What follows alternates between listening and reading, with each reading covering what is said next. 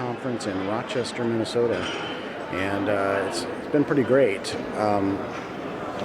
One thing I wanted to apologize for, there was a little bit of a story that I wanted to convey yesterday that I forgot to get in, and just things were moving rather quickly. But one thing that you realize here is that even if you've gone as long as I have, I've gone to these conferences now for 15 years.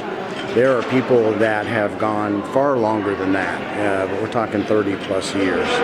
So you always run into them, but then once in a while you run into somebody too that maybe is connected more distinctly with the Schaeffer legacy. And so this one is a lady named Dorothy Prentice. I met basically one of the people that is kind of a caregiver for her. You'll see in this picture, it has a blue shirt. She came up to me and said, "You look like Francis Schaeffer." And so we talked for a little bit, and then she introduced me. And Dorothy Prentice used to do a lot of care for Edith Schaeffer and help her along toward the latter years of her life. So it's quite significant that when you see someone that has that kind of connection with the legacy, especially around Rochester, you do know that there are quite a few people here that are still coming who knew the Schaeffers, and so that's one of the things I enjoy really connecting with. Now this morning we heard from Clark Scheibe. He's from the Canadian Labrie, a good friend and pretty fantastic speaker. His topic was Kingdom, what did Jesus save us for? And in that he basically was drawing us back to a biblical understanding that our salvation is really for us to be renewed inside, and then as far as kingdom goes, we're to be establishing his kingdom. And his kingdom starts with spiritual and then ultimately will be fulfilled spiritually, transforming the earthly universe.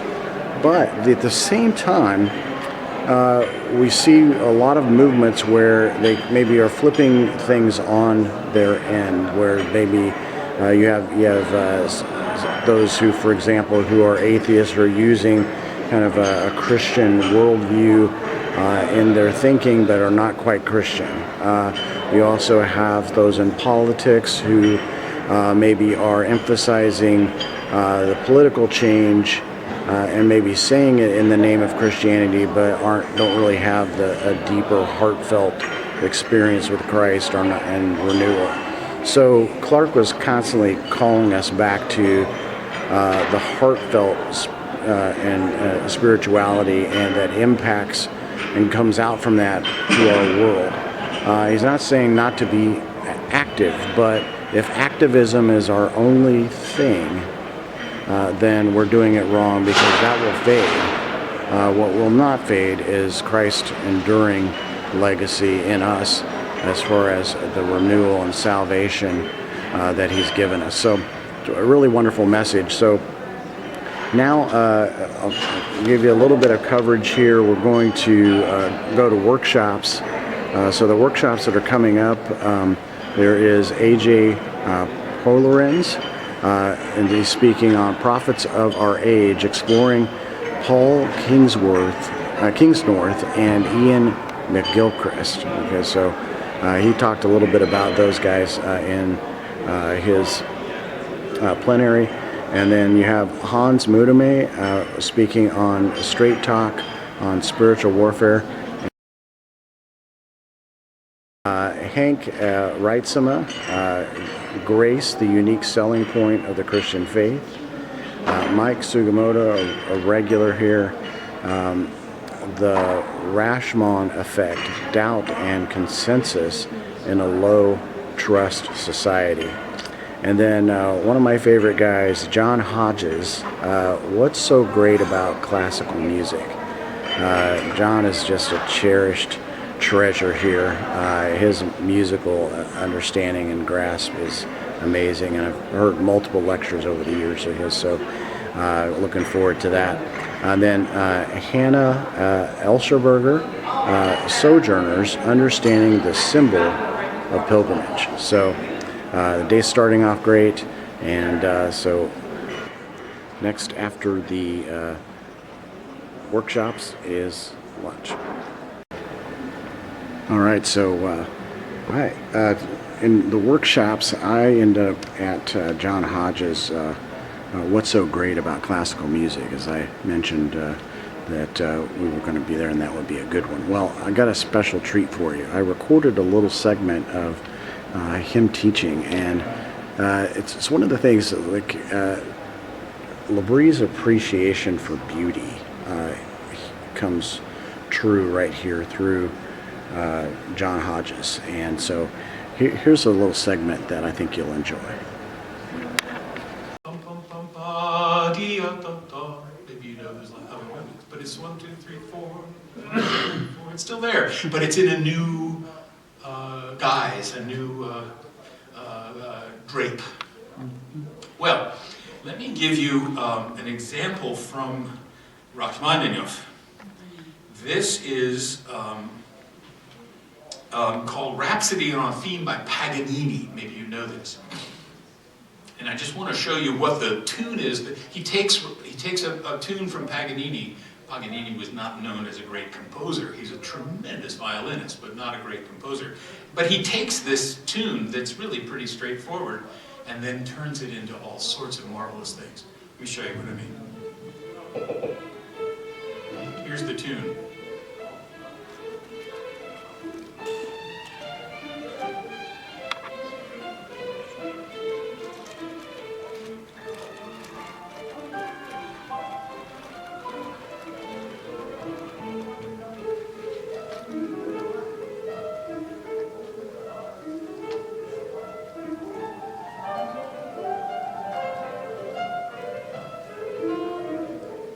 That's all there is to it.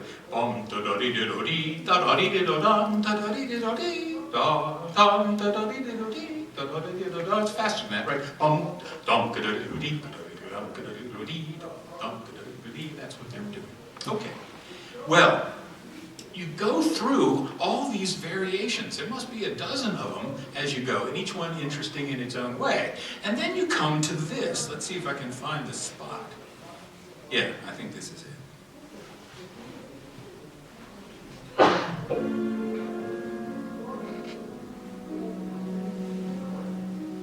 This.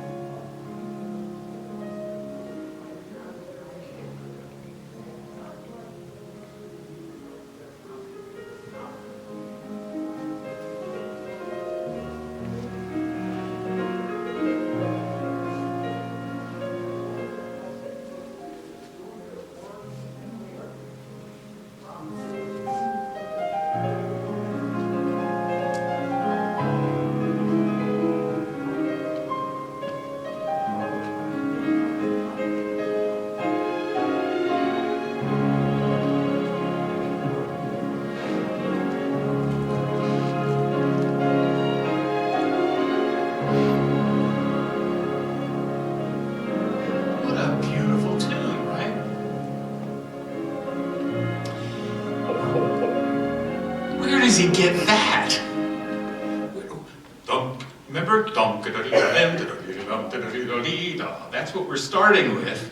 How does he get It's nothing like it, is it? Take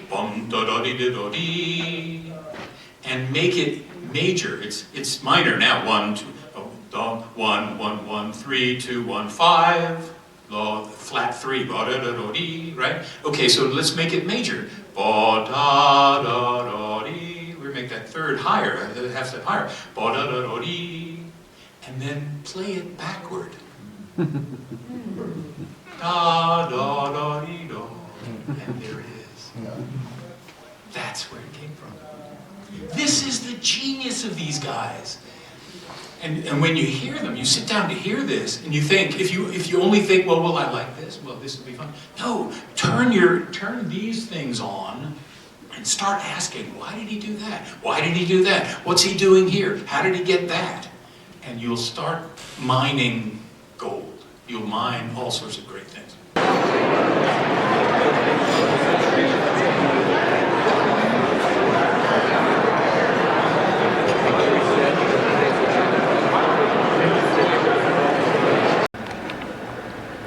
Okay, so we had lunch, and lunch was pretty fantastic. Basically, here in these discussions, I think a lot of things are being floated about. Different topics of interest that are currently on our culture are being brought up. We're dealing a lot with the kind of battles, if you will, with kind of cultural dynamics. Some of the stuff that's going on with what's been labeled sometimes as culture wars, and what should our proper Christian perspective be in light of that. Also, some of the dynamics of things like AI.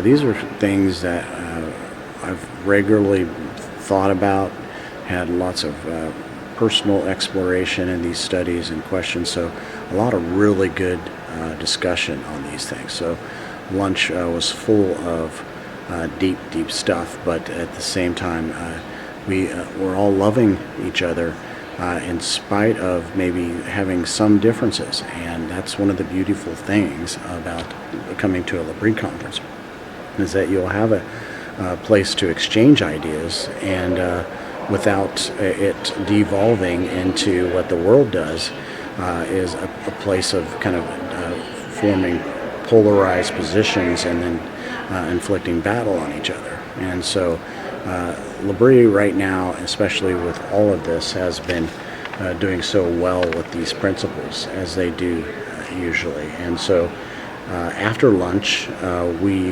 heard from Jim Paul. It's Consummation, and it's utopian dreams and dystopian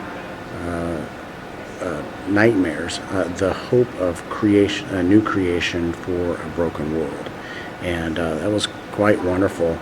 He hit on some of these topics, that we have this challenge as we are trying to think about everything that's going on, the various utopian ideals that are trying to be put forward. This is how we fix things. This is, whether it's government or whether it's AI or whatever, always people are trying to fix things through natural means.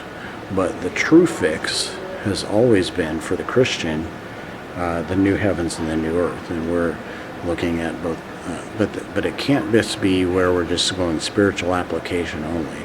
What should happen is a spiritual application of the Word of God into our lives that then touches reality and begins to reshape the various things that are out there, whether it's institutions or whether it's actual entities that we're working with, government, society, etc. And so it needs to be an outflow of our faith. All right, great. So we are currently at workshops. So the workshops will be A.J. Pororens will be presenting on Aliens and Atonement. Is the Redemption Story Cosmic? Rather interesting one there. Hans Mudame, Mental Illness and the Problem of Sin. The one from Joshua Chestnut, of course, has been canceled, so I won't mention that. Mark Ryan will be presenting Getting the Story Wrong, Francis Schaeffer, an involuntary accomplice to the Seven Mountain Debate.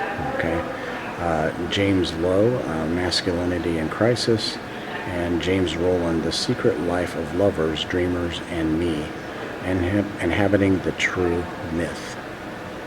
All right, well, came out of James Rowland's class for the workshops, and I just have to say I'm really reeling from it. Pretty fantastic. Talking about really living our lives in a creative way. And so he mentions this concept of mythic enthusiasts, these people that live in such a way where they're highly creative, they're adopting some of the myth of the stories that they love, the concepts that they love, and even he used this word, enclothed cognitive, which is kind of interesting. And I think, overwhelmed me in particular because it hits me personally. Personally, one of the things that I struggle with sometimes, especially in the wintertime, is being a little bit down, depressed, if you will. And so I found that creativity actually is a way to help and enhance life, and so that's been quite wonderful. So this was sort of a personal confirmation for me, sitting in his class and taking part in hearing that. So it's quite wonderful. And then now Greg Jessen presented the final plenary, meaning the adventure of a lifetime, pursuing truth and objective meaning by discipleship to Christ in our relativistic and lost world. He targets some of the really difficulties of some of the existing philosophies, targeting in particular Sartre, and some of you may be familiar with his notion of existence precedes essence, but then likewise that if you're not familiar with that existence really precedes existential nature and purpose is what really Sartre is trying to say there. And he's got it exactly backwards. We were created by a creator, and that we also have a distinctive nature and essence that we were created to fulfill in this life. And so it's quite significant to think about that in contrast to a lot of the atheistic worldview that sometimes wants to really downplay man or elevate man above God and give him some sort of shape outside of the scriptural norm, the scriptural understanding. So overall, I have to say that the conference itself was just fantastic. I mean, one of the things that has never ceased to amaze me is the fact that a lot of times you'll come to a conference like this, and maybe you sit in a specific workshop and you listen to plenaries, and you may connect a little bit. But the L'Abri conference almost is like they've prayed so much. I've always feel like I am just constantly absorbed by a tremendous providence in the presentations and things that I needed to hear. It's almost like I've been waiting all this time to hear those things, and they hit me, they resonate, and at the same time I go home edified and ready to take on the world. And I think that's the nourishment that us as believers ought to be having, especially for these conferences, because L'Abri is about being true to the God who is there and living those things out in the real life, and showing forth the spirituality that God has given us, the spiritual gifts and things that He's given us, and influencing the world in that way in particular. And that comes first before any of our other devotions. Being true to God, there's a tremendous gift that's been given to us when we encounter this sort of training. So I'm very thankful for everything that goes on here at the L'Abri Conference in Rochester every year. God bless Providence.